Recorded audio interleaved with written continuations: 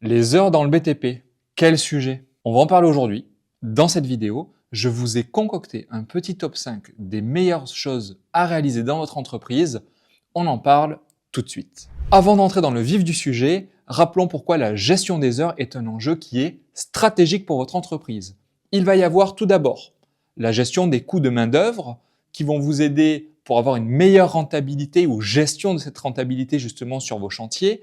Et il va y avoir bien entendu toute la partie des variables inhérentes au secteur du BTP avec les paniers, les trajets, la gestion des différentes indemnités qui sont un véritable casse-tête pour la partie administrative et ressources humaines. Et rappelez-vous qu'une gestion des heures optimisée permettra de réduire les litiges clients et d'optimiser cette relation, cette transparence entre le terrain et le bureau. Bonne pratique numéro 1, comment standardiser la saisie des heures.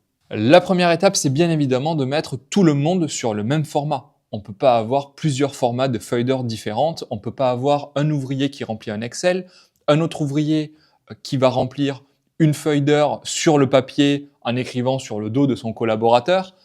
Non, bien évidemment. On va vouloir uniformiser les formats, c'est très important. D'ailleurs, nous avons préparé un modèle totalement gratuit que vous pouvez télécharger. C'est dans la description. Bonne pratique numéro 2, encourager la saisie quotidienne. Les heures de travail, idéalement, elles doivent être saisies chaque jour et pas à la fin de la semaine. Évidemment, vous avez des métiers qui sont plutôt compliqués, beaucoup occupés, il y a beaucoup de trajets, donc des fois, on va oublier. C'est tout à fait normal. Néanmoins, et je pense que je ne vous apprends rien, si on est le vendredi ou le lundi d'après et que j'essaie de remplir ma feuille d'heure en vous expliquant ce que j'ai fait la semaine d'avant, ça va être un petit peu compliqué. Notamment pour celles et ceux d'entre vous qui vont demander à leurs collaborateurs de terrain de ventiler leurs heures de travail en fonction des tâches qu'ils réalisent. De savoir le vendredi la sous-tâche que j'ai fait le lundi, je pense que c'est un petit peu compliqué. Il est donc essentiel d'arriver à intégrer une espèce de routine quotidienne avec vos collaborateurs pour qu'ils puissent rentrer tous les jours, même si au fond, vous ne récupérez vous-même les feuilles d'heure qu'à la fin de la semaine ou à la fin du mois. Puisque sinon, il y a de grandes chances que la data que vous récupérez soit en réalité erronée ou faite à la va-vite. Bonne pratique numéro 3, mettre en place un système de validation hiérarchique. Tentez de mettre en place un circuit clair de validation. Alors bien sûr, tout ça, ça va dépendre de la taille de votre structure. Si vous êtes une TPE, moins de 10 personnes, ou si vous êtes une entreprise plutôt du type PME, ou plus grande entreprise encore, le circuit de validation ne va pas être le même, bien entendu.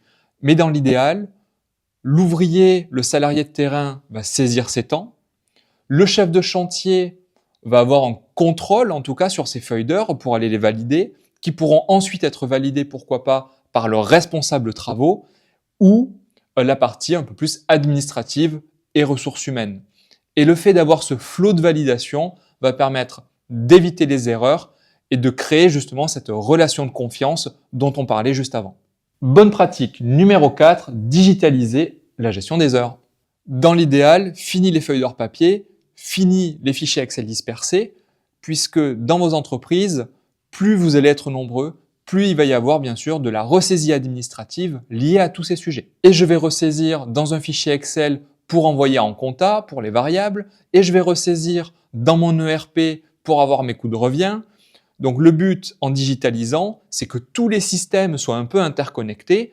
J'ai une entrée de saisie d'heures qui est ensuite redispatchée dans les autres systèmes, ce qui va quand même rendre le travail beaucoup plus agréable. Et aujourd'hui, il y a plein de solutions digitales qui existent sur le marché pour vous aider dans cette digitalisation, notamment la solution Allobis qui va vous permettre évidemment de rentrer les heures de travail, calculer les variables de façon automatique avec des petits bonus puisque les ouvriers vont pouvoir poster des petites photos à la fin de la journée ou même consulter leur planning. Résultat, moins d'erreurs, plus de traçabilité et un suivi de chantier qui sera donc optimisé. Bonne pratique numéro 5, former et impliquer vos équipes. Oui, l'adhésion de vos collaborateurs, elle est essentielle pour une bonne transition puisque si vous mettez des outils en place, que ce soit digitaux ou papier, s'ils ne remplissent pas les feuilles d'heure, évidemment que tout ça n'aura servi à rien. C'est une transition vers le numérique, il est important de bien les accompagner. Soyez transparent avec eux et expliquez-leur les enjeux.